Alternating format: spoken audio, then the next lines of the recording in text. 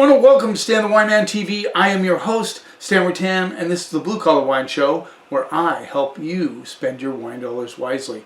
This will be a fun episode. I did some cellar diving, got into my wine storage area, and pulled out some Carmenere. I have a 2000, I believe, a 9 Carmenere here somewhere. So it'll be interesting to see how they are doing. The youngest one is 17. The oldest one, I believe, is 2009. Yes. They're not expensive wines either. Two of my most popular episodes have been Can You Age Inexpensive Wines? And one on Carmenere, the flagship wine of Chile. So this is kind of a combination of both of those things. I'm very interested to see how these turn out. I mean, 2009, none of them are expensive. The most expensive one I have here is $20. The rest of these fall into the $13, $16 range. How are they going to do? What it's all about. The cool thing about Chile is they have a lot of people from very famous wineries in Europe and in the United States that have come down and started wineries down there, or bought wineries and developed them. And Chile is really advancing as far as viticultural practices and winemaking techniques. So back in the day, maybe they weren't quite as good. Do you remember Gato Negro was a huge, because it was cheap, and I never liked, just saying, never really got off on Gato Negro, just being honest. Let's get started right off the bat. I have 3 here to try. This is Connoisseur, which is a very well-known name in Chile. They call it Vision Carmenere. It is a 2009 from the Cachapoal Valley. It's a single vineyard. Cachapoal Valley is just south of Santiago, kind of between Maipo and Colchagua, the two most famous wine-growing regions in Chile. It's not exactly central. It kind of hedges towards the Andes Mountains a little bit, but it's still considered central Chile. There's a river that goes through this valley, and it's called the Cachapoal River. So, there you go. So they have plenty of water. Most of the rainfall they get, of course, is in the winter time. They have a lot of alluvial soil that comes down from the Andes Mountains. There you have it. Let's put a little rinse. Cachapoal Valley. And I hope I don't butcher this too much. I'm sure some of you viewers will let me know if I have. This is 2009. $13. Okay, you won't be able to find this in the store. Sorry guys, this won't be an episode where you say, oh, I'm going to go down and buy these. But if they turn out well, then you know if you buy a Connoisseur wine, then it will be worth your effort in buying one. Okay, $13 Connoisseur Carmenere. Okay, color. Well, it's getting a little bit, there's some brown coming around the edges. Very, I would say garnet. Dark color. Super excited to try this. Always am excited to see how these wines will age. On the nose I get a little eucalyptus, some tobacco, some nice cherry notes coming through. Interesting, the nose is actually pretty nice, just saying. I like that eucalyptus that comes through there. Yeah, cherries, tobacco, yeah, dark cherries, in fact. A little bit of licorice as well. Let's see what we get on the palate.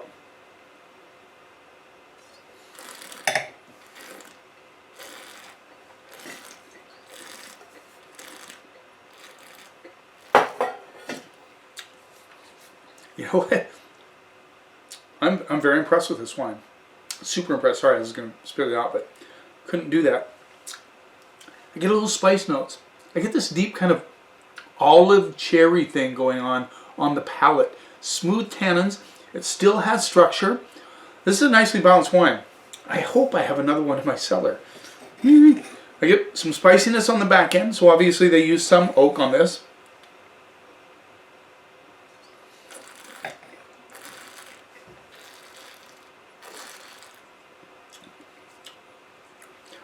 All these corks came out really nice. I used an Oso. By the way, guys, if you don't have one of these, you should probably keep it in your drawer somewhere, because they come in real handy. Whenever I get an older wine, this is 14 years old. I use the Oso just because I don't want that cork to break. Once the cork breaks, it makes things a lot more difficult. So I use the Oso. Have one in your stash. They're not that expensive. They're easy to use. And the cork on this Connoisseur was really interesting. It started, you can see where it starts. It's getting somewhat close to the top of the cork, but not really. And yeah, good shape for the cork, which is encouraging. I like this wine. I'm very impressed. I really am. I like that kind of tobacco, almost a black olive notes with the cherries coming through. Has nice complexity, good balance, nice integration.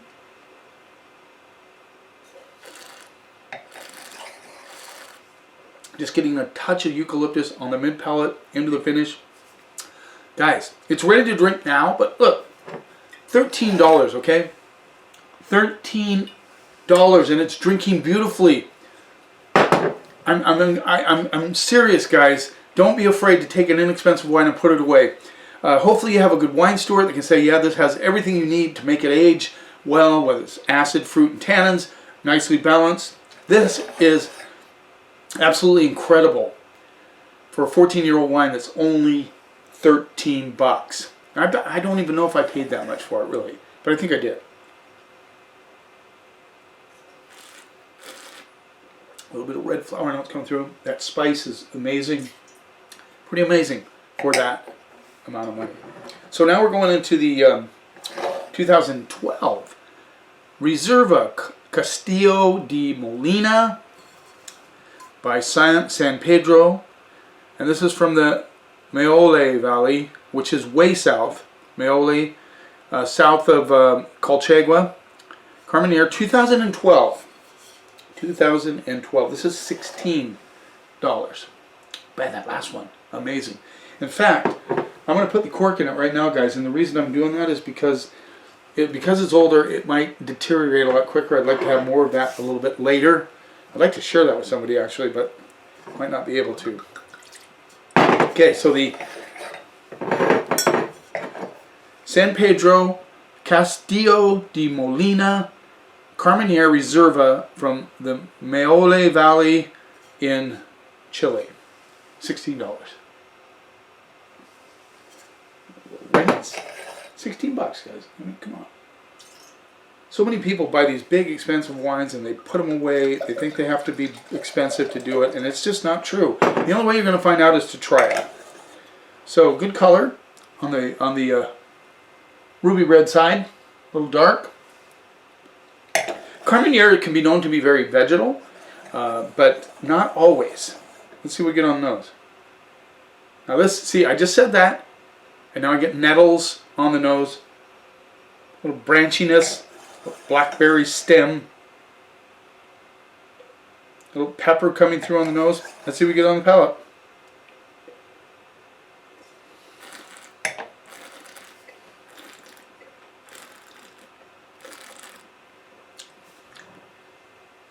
$11 years old, $16. This is more true to Carmenere. I mean, I love the Connoisseur, don't get me wrong, but this has that kind of vegetal, kind of nettle, blackberry stem thing coming through on the palate, but not dominant. It wouldn't put you off. I think most people could drink this and go, yeah, this is pretty good. Black pepper on the finish, nice deep fruit, front to finish. I get a little bit of freshness on the back end from the acidity. I also get black olive on this one, as well as dark cherries, and I'm even getting a little bit of blackberry on this one as well.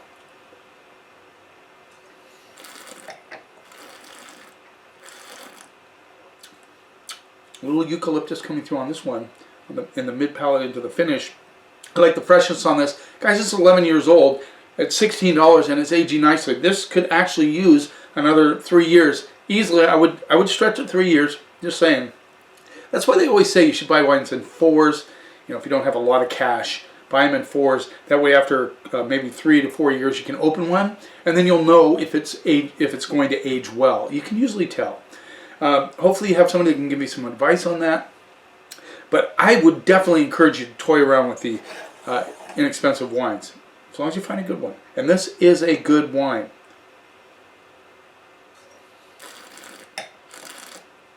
Like Carmenere, like you said, it has that kind of vegetal, herbaceous notes to it, but it's not dominant. It's not off-putting. Some of us like that more vegetal thing. Not everybody. Loire Valley Cab Franc is famous for that. No, the pepper finish on the backside, the length of the finish, the freshness, all of that. This is nice, balanced, good acidity. Oh, by the way, on the connoisseur, I'm going to go B plus on that one. Excuse me. And then on this Molina, I'm going to go B plus A minus. I think it's a really fantastic wine. $16.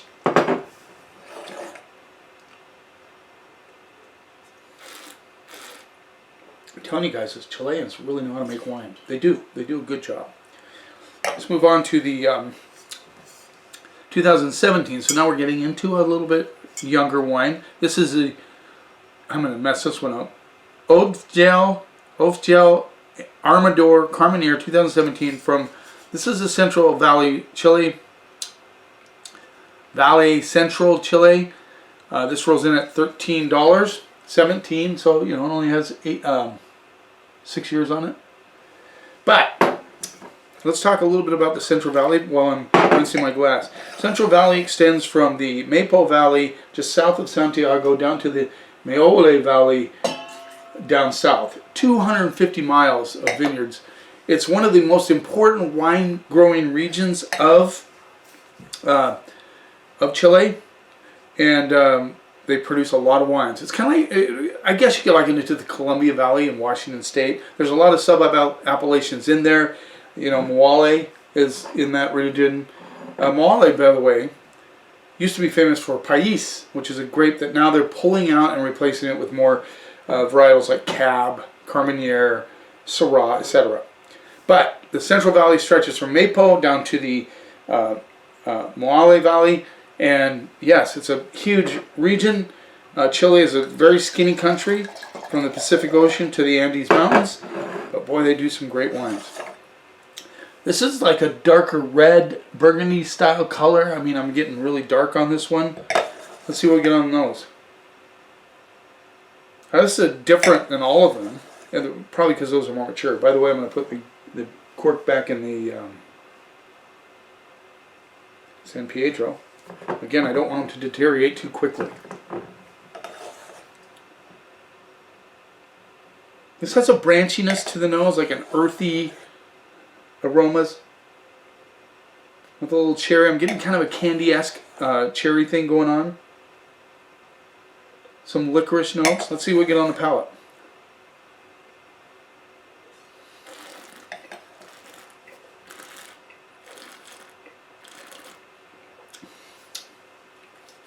That black olive thing seems to be coming through on all these. This has some more earthiness, not dirt, kind of earth.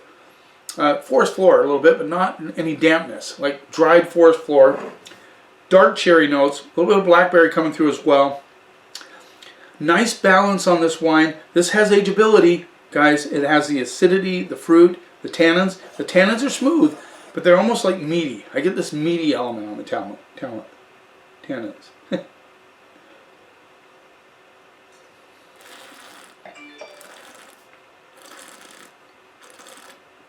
That candy SM, kind of a candy dark cherry thing, comes through in the mid palate into the finish. The finish is very savory, earthy with that kind of nice cherry candy blackberry thing going on. Not sweet, guys. It's hard to sometimes communicate that, you know, that it can have that candy-esque flavor, but it's not sweet. And hopefully you can get that. You know, that even though it's not sweet, it has that candy sort of flavor to it. The lack of a better way to explain it.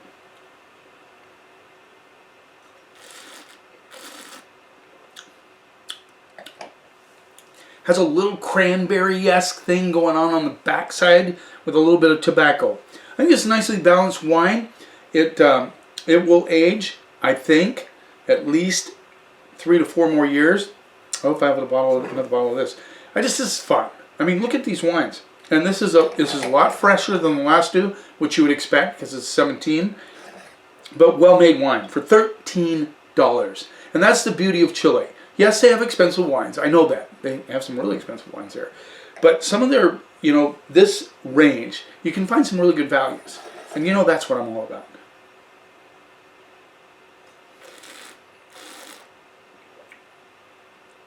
I even got a hit of blueberry on that. I'm going to go straight up B on that one. Good wine for the money. By the way, my grades are, I try to be as fair as possible. You say, well, how can you give a $13 bottle of wine a B? Well, that's because it's showing really well for the money. But not only that, it's well made. And it's a B wine. Just saying. Let's move on. Now, this is a very famous producer. This is from the Domaine Baron de Rothschild's Lafite. Famous, of course, in Bordeaux. They have a project in Chile called Los Vascos. This is the 2012 Los Vascos Grand Reserve Carmenere from the Colchagua Valley, Chile. That's in the south, but not quite as south as Mayole. $20. 2012. 11 years old. No, more than that. Yeah, 11 years old. Of course, most of the Rothschild wines in Bordeaux are very ageable, and you'd think they would bring that along into Chile as well. $20. Okay, color, fairly dark. I'm going into the Garnet region of wine colors. Still working on my wine color thing. You know, I'm not very good at it, but it's fun to just show the color of the wine. Hopefully you guys enjoy that part of it. Let's see what we get on those. This has leather, earth. I'm almost getting a prune element on the nose. Some black olive notes as well. Notice this kind of prune thing stuff. Of course, that's not a term that a lot of people use anymore, but I use it. Why not? That's what it is. Prune, or, you know, dried currants. But very, very earthy on the nose. You almost get a little bit of that, like dried, crumbled up twigs. I'm getting some red, dark red flower notes. Let's see what we get on the palate. Very interested in this one.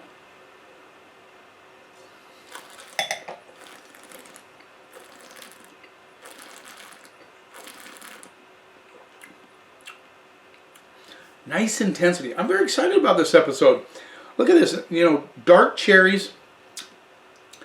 A little bit, just a hair of that kind of raisin-esque thing coming on with, like Amarone, a little bit, but not entirely. Just a little kiss of that, little hint of that with the dark cherries.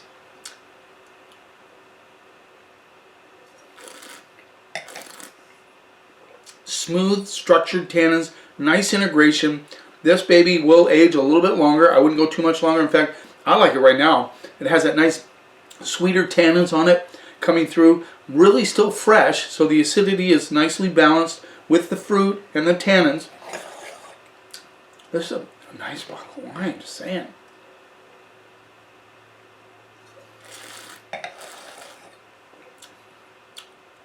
Slight little bit of a leathery tannin grip on the backside, but not much. Nice balance, good wine. I mean, delicious. Delicious wine. I love the balance in this wine. I love everything about it. I'm going to go A- on that wine.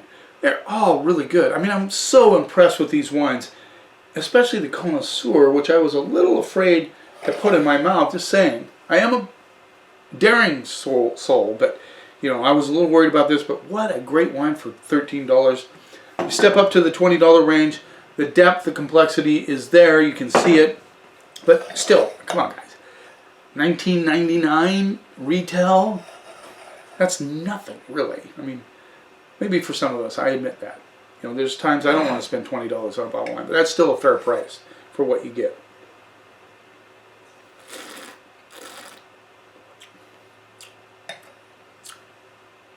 Yeah, good stuff. Thanks for taking a little time out of your day. If you haven't subscribed, I'd appreciate it if you did. You can see what's coming up. I have some great episodes coming up in the future. I am going to do another episode on aging inexpensive wines. This is kind of in that realm, doing a little cellar diving of Carmenere. But I'd really like to talk in depth about all those things once again, because that's my most popular video. And maybe you guys can give me some ideas on what to call it. The other one I said, can you age inexpensive wines? Come up with another title. I'm kind of racking my brain. I can't seem to come up with anything. You keep watching. and I'll keep helping you spend your wine dollars wisely.